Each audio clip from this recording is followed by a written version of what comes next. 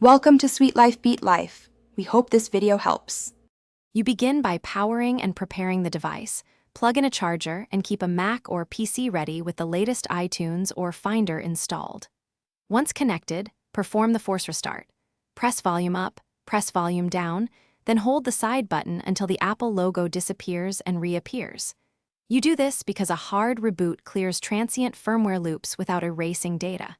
If the logo persists after the restart, make sure the computer recognizes the phone before moving to recovery steps. Next, put the iPhone into recovery mode so the computer can intervene. Force restart again, but keep holding the side button when the logo appears until you see the recovery mode screen. Once visible, open Finder or iTunes and a prompt appears. Select Update first, because Update reloads iOS without erasing your data. If Update cannot complete or reports errors, then choose Restore, which reinstalls iOS and removes data. You act this way to escalate from non-destructive to full restore only when necessary.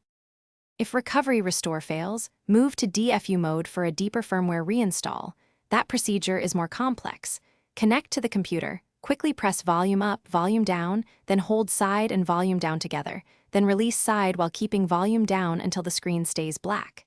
DFU rewrites firmware and can resolve persistent logo loops. Once done, test booting normally. If problems continue, check cables and ports. Try another computer, and if you suspect hardware, contact an Apple-authorized service with your serial number. Thanks for watching. Consider subscribing if we helped you.